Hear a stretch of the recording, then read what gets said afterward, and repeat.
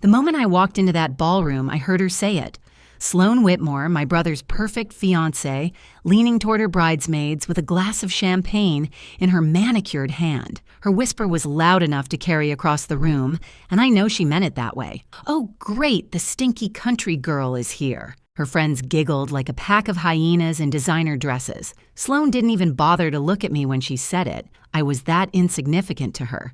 Just some embarrassment that crawled out of a small town to ruin the aesthetic of her perfect engagement party. What Sloane didn't know, what nobody in that room knew, was that I signed the deed to this hotel 3 years ago. The Monarch Hotel. Every chandelier above her head, every piece of silverware she was eating with, every square inch of Italian marble beneath her overpriced heels belonged to me. And by the end of tonight, that whisper was going to cost her everything she ever wanted. My name is Bethany Burns. I'm 31 years old and I grew up in Millbrook, Pennsylvania, a town so small that the only traffic jam we ever had was when old Mr. Henderson's cows escaped and blocked Main Street for 3 hours. I left home when I was 18 and I never really looked back, not because I hated where I came from, but because my family made it crystal clear there wasn't room for me there. See, I have an older brother, Garrett, the golden child, the son who could do no wrong. Growing up, everything I did was measured against him, and I always came up short. If I got an A, Garrett had gotten an A+. If I made the softball team, Garrett had been team captain. My mother, Patricia, had a special way of looking at me that made me feel like a rough draft, while Garrett was the finished masterpiece. So I left. I packed one suitcase, took a bus to the city, and started over with nothing but $200 and a stubborn refusal to fail. Everyone back home thought I was struggling. They pictured me in some tiny apartment eating instant noodles, which was true for the first 2 years. But what they didn't know was that I took a job as a cleaning lady at a boutique hotel, and that job changed my life. I learned everything. I watched. I studied. I worked my way up from cleaning rooms to front desk to assistant manager to manager. I saved every penny, invested carefully, made smart choices, and took risks when they felt right. By 28, I owned my first property. By 30, I had 3. Now, at 31, I run Birch Hospitality, a company that owns 6 boutique hotels across the East Coast.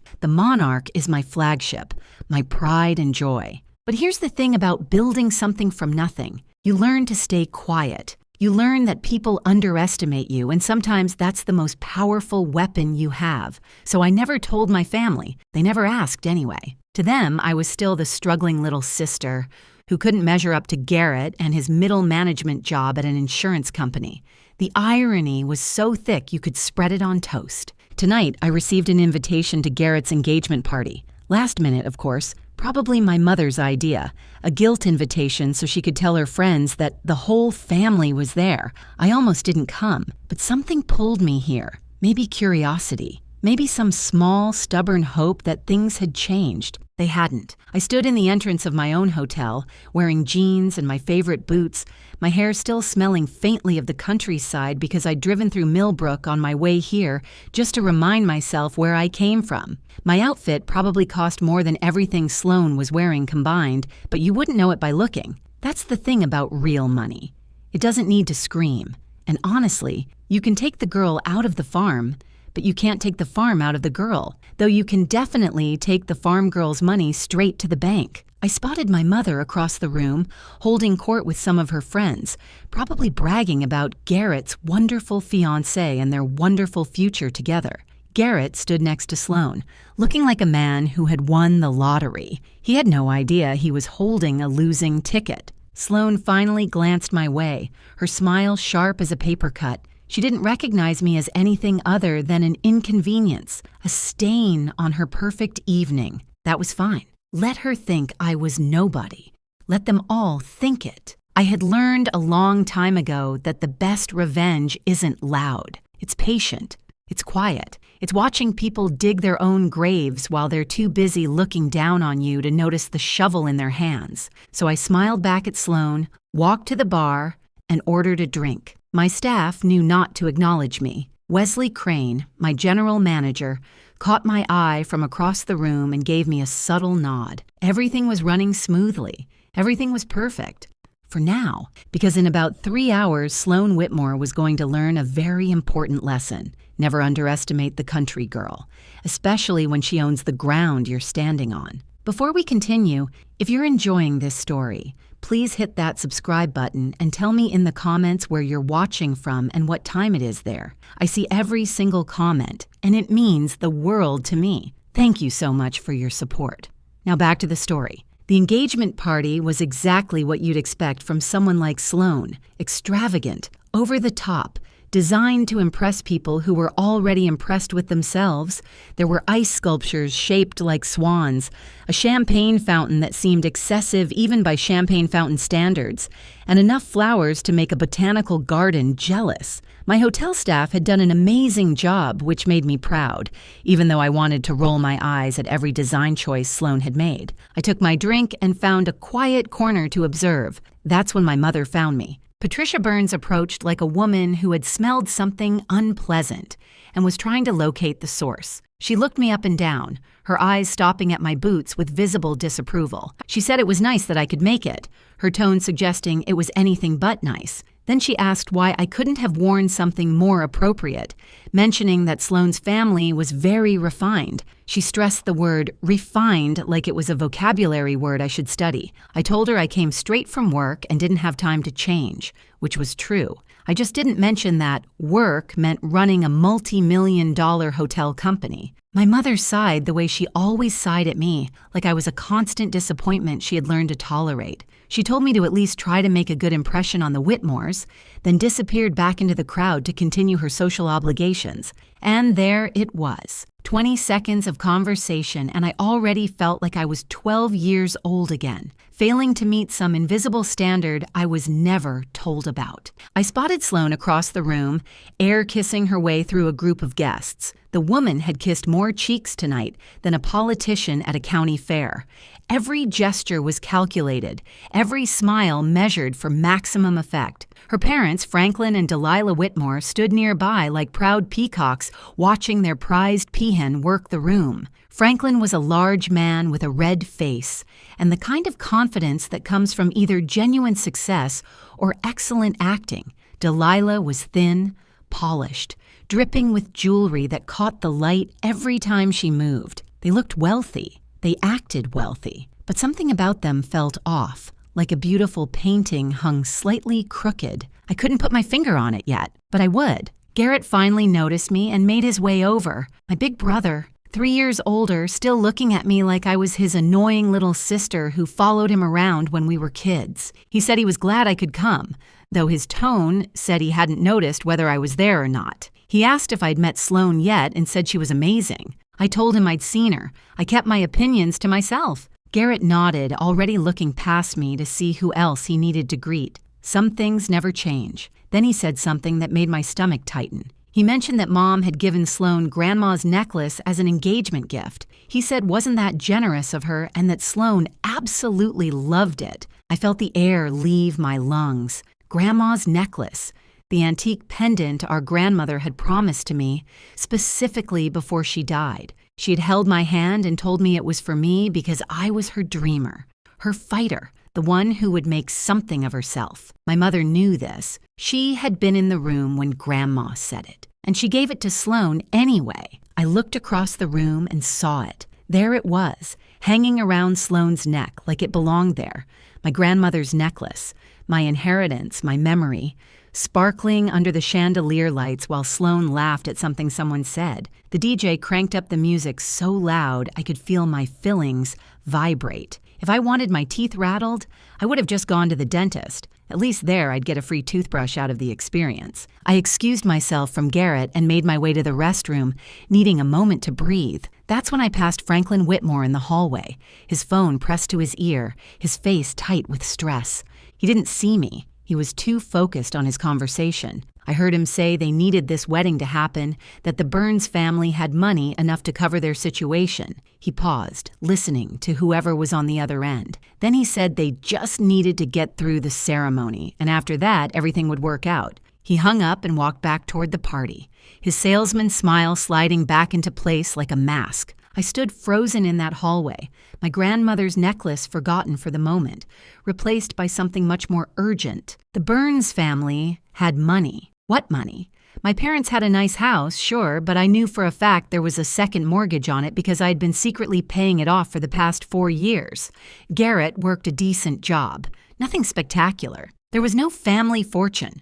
So why did Franklin Whitmore think there was? And more importantly, what exactly was their situation that needed covering? I spent the next hour watching the Whitmores like a hawk watches a field mouse. Every smile, every handshake, every perfectly timed laugh. Now that I knew something was wrong, I could see the cracks in their performance. Franklin kept checking his phone, his jaw tightening every time he read a message. Delilah's jewelry was impressive, but I noticed she kept touching it nervously, like she was afraid it might disappear. And Sloane, beautiful, perfect Sloane, had a hunger in her eyes that had nothing to do with love and everything to do with desperation.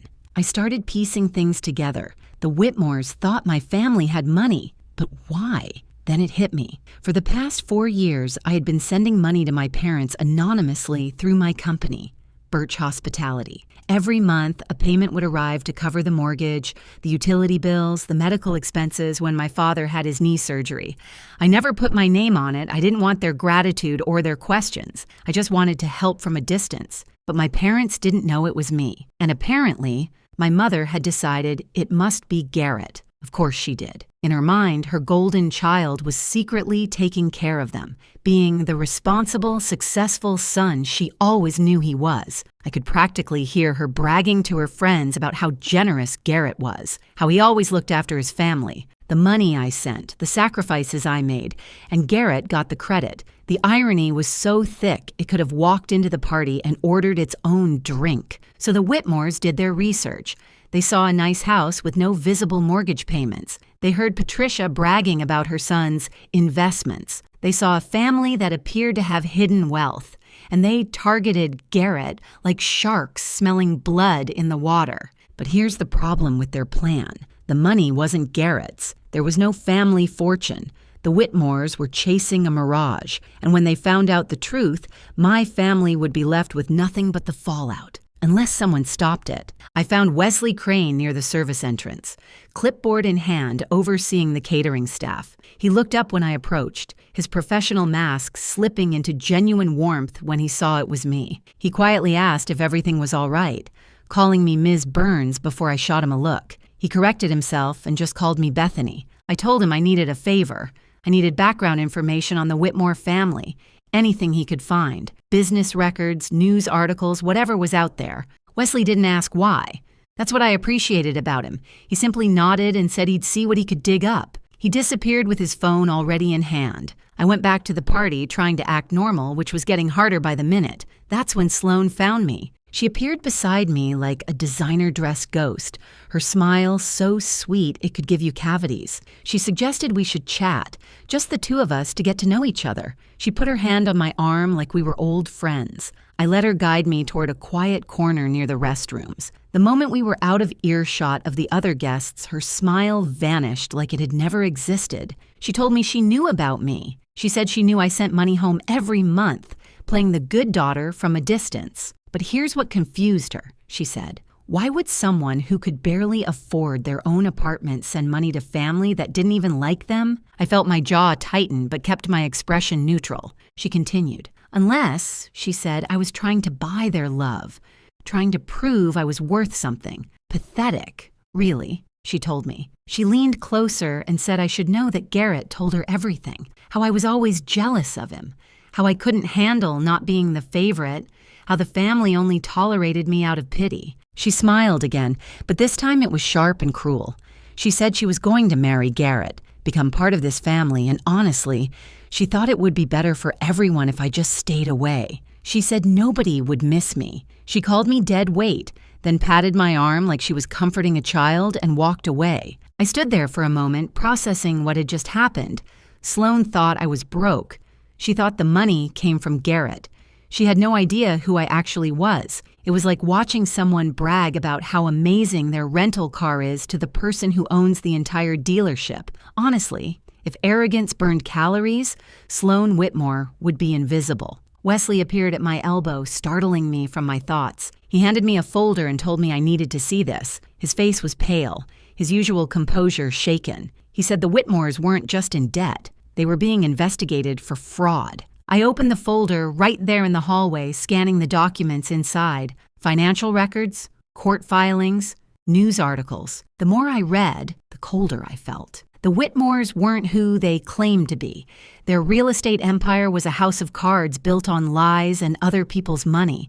They were 6 months away from bankruptcy and federal investigation. This wedding wasn't about love. It was an escape plan. I took the folder to my car in the parking garage, needing privacy to process what I was reading. The overhead lights flickered like they were as shocked as I was. The documents painted an ugly picture. Franklin and Delilah Whitmore had been running what amounted to a Ponzi scheme for years. They collected money from investors for real estate developments that either didn't exist or were wildly overvalued. Early investors got paid with money from later investors, the classic con. But the house of cards was finally collapsing. Investors were asking questions. Auditors were circling. Federal investigators had opened a case. The Whitmores needed an exit strategy, and fast. Enter my brother Garrett. I could see their logic, twisted as it was. Find a family that appeared to have money, marry into it.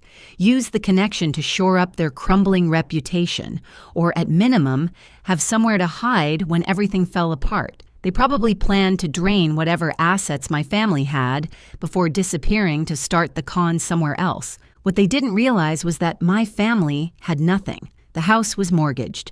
Garrett's salary was average. The only money flowing into the Burns household came from me, and I could stop that with a single phone call. The Whitmores were about to discover they had targeted the wrong family, and when they did, they would abandon Garrett faster than a sinking ship, leaving my brother heartbroken and my parents humiliated. Part of me wanted to let it happen, let them all suffer the consequences of their choices. My mother, who gave away my inheritance without a second thought. My brother, who never once stood up for me. Let them feel what it's like to be discarded, overlooked, cast aside. But I couldn't do it. As much as they had hurt me, they were still my family. Garrett was still the boy who taught me to ride a bike, even if he had forgotten that somewhere along the way. My mother was still the woman who stayed up all night when I had chicken pox, even if she later decided I wasn't worth remembering. Family is complicated. You can love people and be furious with them at the same time.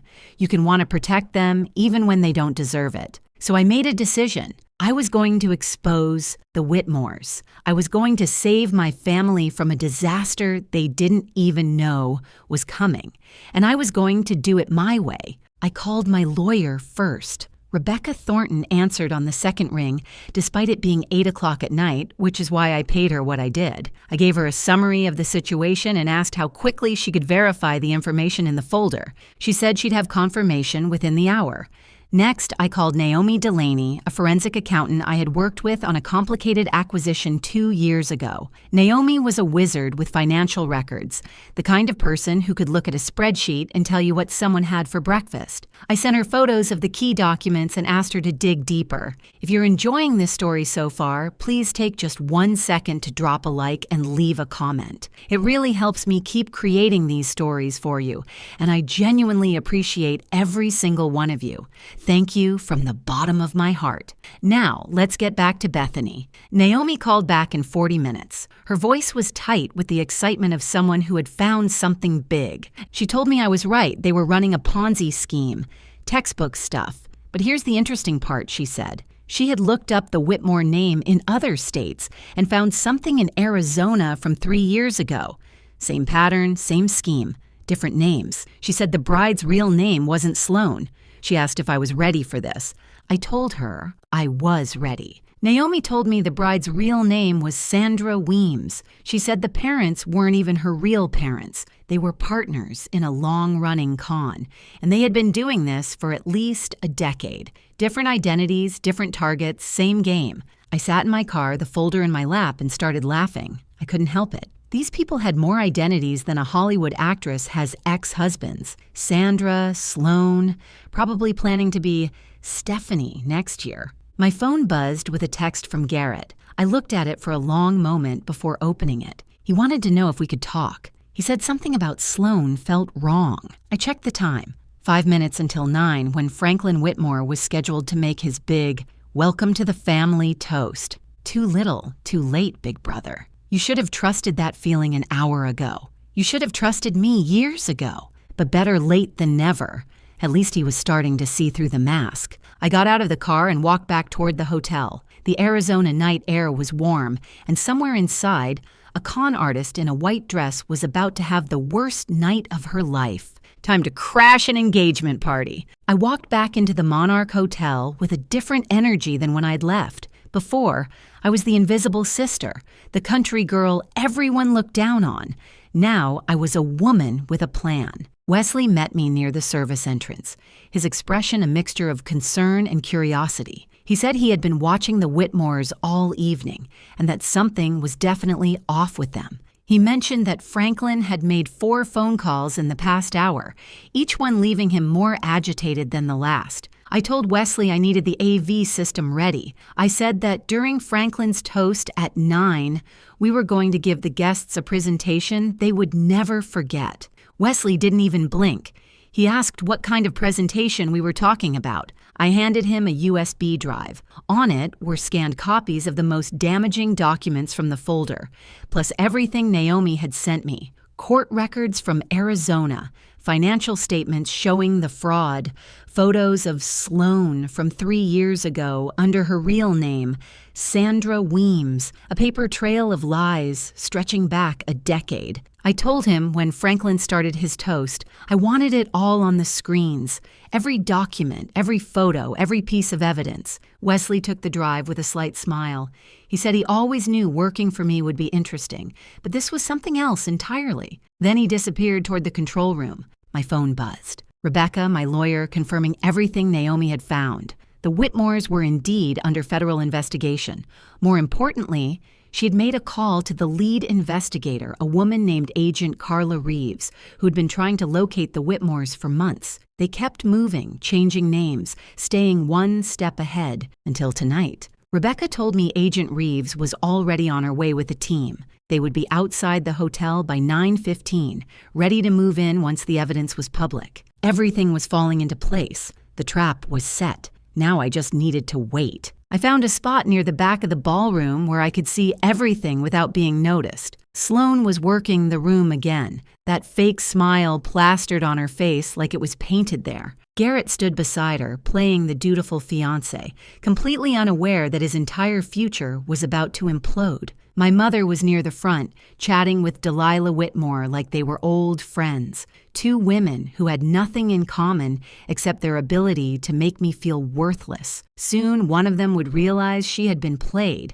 The other would realize she had pushed away the wrong daughter. I checked my watch. 8:52. My phone buzzed again. This time it was a text from Garrett. He asked where I was and said he really needed to talk. He said something about the Whitmores was bothering him, the way Franklin kept disappearing, the way Sloane deflected every question about her past. He said maybe he was being paranoid. I stared at the message for a long moment. Part of me wanted to respond, to tell him to trust his instincts, to warn him about what was coming. But what would that accomplish? He had 34 years to trust me, to include me, to treat me like family. He chose not to. Besides, if I warned him now, he might warn Sloane, and I couldn't risk that. I typed back a simple response. I told him we would talk after the toast and to just wait. 8:56. Franklin Whitmore was straightening his tie near the small stage where the DJ had set up. He looked confident again, his salesman mask firmly in place. He had no idea what was about to happen. I thought about what Sloane had said to me earlier, how I was dead weight, how nobody would miss me, how I should just stay away. The funny thing about people who underestimate you is that they never see you coming. They're so busy looking down that they miss the moment you rise up. 8:59. Franklin stepped onto the stage and took the microphone. The DJ lowered the music. Guests turned to face him, champagne glasses in hand, ready to toast the happy couple. I made eye contact with Wesley across the room. He gave me an almost imperceptible nod. The screens behind the stage flickered to life, currently showing a slideshow of Garrett and Sloane's photos. Happy couple at a restaurant, happy couple at the beach, happy couple living their happy Lie. Not for much longer. Franklin cleared his throat and began to speak.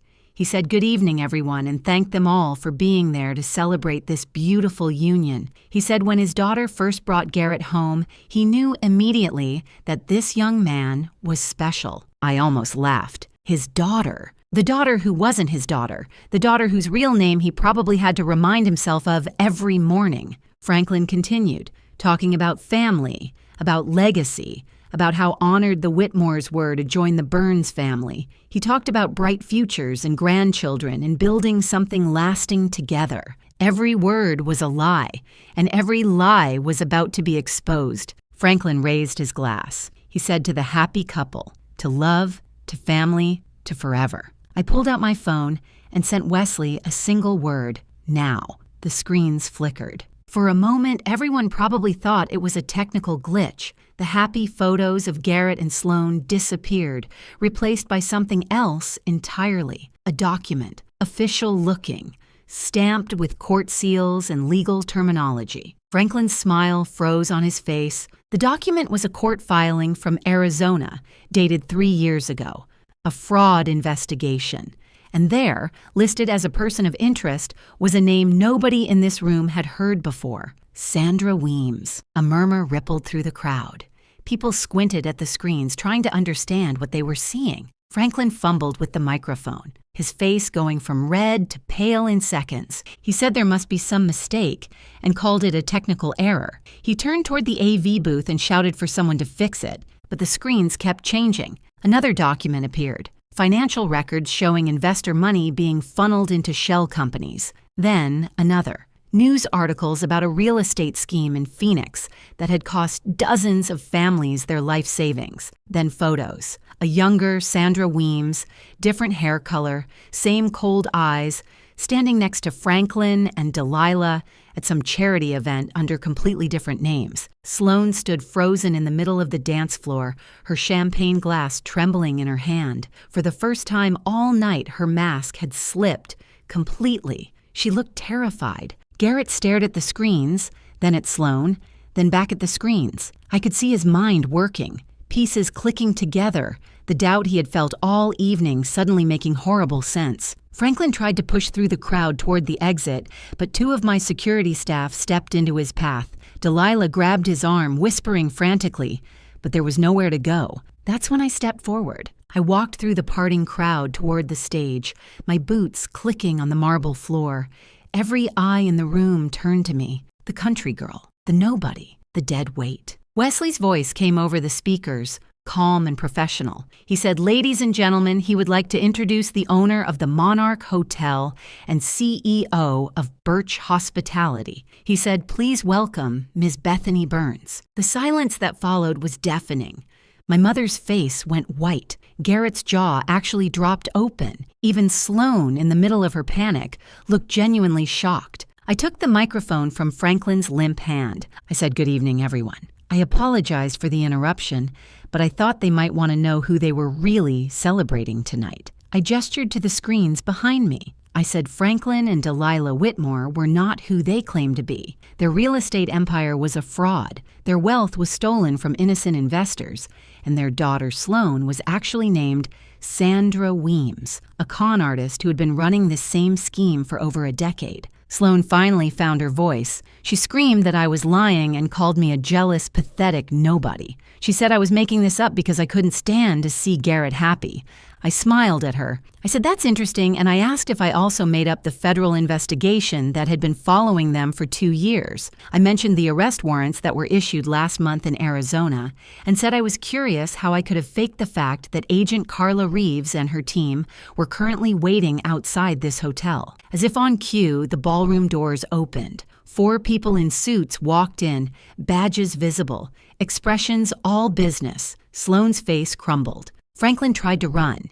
He made it about 10 feet before Agent Reeves intercepted him with a calm but firm hand on his shoulder. She told him that Franklin Whitmore, or whatever his real name was under arrest for wire fraud, investment fraud, and conspiracy. Delilah started crying, mascara running down her carefully made-up face. She kept saying, there was a mistake, that they could explain everything, that it wasn't what it looked like. Sloane, Sandra, whatever her name was, turned to Garrett one last time. Her voice was desperate, pleading. She asked if he was really going to let his sister do this to them. She said they loved each other and that he had to believe her. Garrett looked at her for a long moment. I could see the war happening behind his eyes, the woman he thought he loved versus the evidence he couldn't deny. Then he did something I never expected. He stepped away from her. He said he didn't even know who she was. His voice was quiet, broken, but certain. He said he didn't know who any of them were. Sloane's expression shifted from desperation to rage in an instant. She lunged toward me, screaming that I had ruined everything,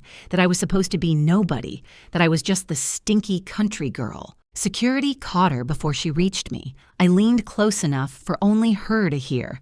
I said this stinky country girl owned the room she was standing in, paid the salary of everyone who was about to escort her out, and would sleep very well tonight knowing exactly who she was. They led her away still screaming, her designer dress wrinkled, her perfect hair destroyed, her entire carefully constructed life falling apart with every step. I turned back to the stunned crowd, most of whom were still trying to process what had just happened. I said, well, the catering was already paid for, and it seemed like a shame to waste good food. I told them the bar would stay open for anyone who wanted to stick around. Nervous laughter rippled through the room.